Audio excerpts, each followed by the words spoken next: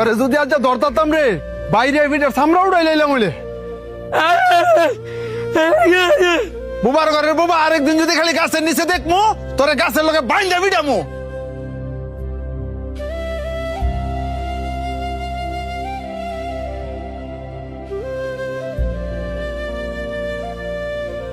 হ্যাঁ বাবা সরন্তে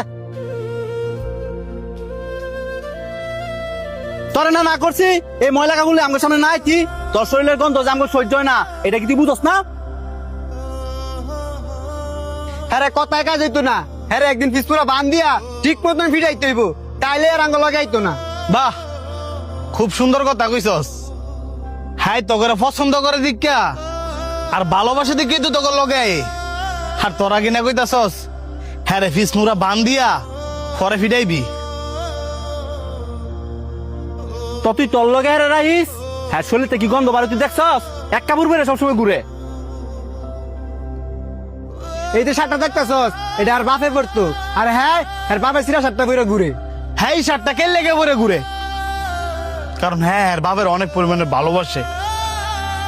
হ্যাঁ তো তখন মতন সামর্থ্য নাই যে চাইলে রং বেরঙের কাপড় বেরো ঘুরবো। হ্যাঁ বুবা দেখা অসহায় দেখা তোরা কি আরে মানুষ মনে করস না? এই যে হ্যাঁ মনে আঘাত দিয়ে দিয়ে কথা কস হ্যাঁ কি মনের ভিতরে কষ্ট পায় না? এই তোরা কি জানোস না হ্যাঁ মুখে কইতে না পারলো কানে সবই শুনে।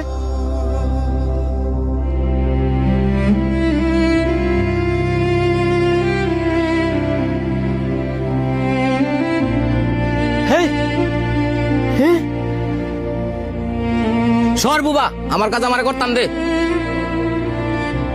কেডা রে আমার আম গাছের নিচে? কাকা ওই যে হ্যাঁ এই বুবাই হ্যাঁ না করার পর ওই গাছ উইডাল দিছে। বুবা তোরে আজকে আমি খাইছি।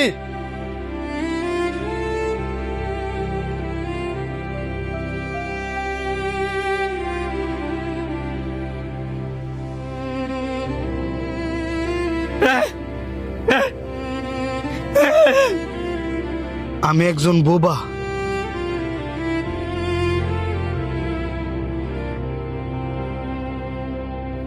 আমি চাইলেও কারো সাথে কথা বলতে পারি না।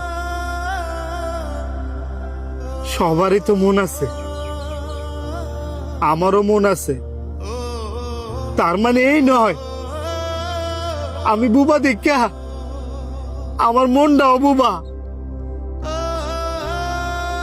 এই যে আমার মানুষ মারে বহে আমার মনে কত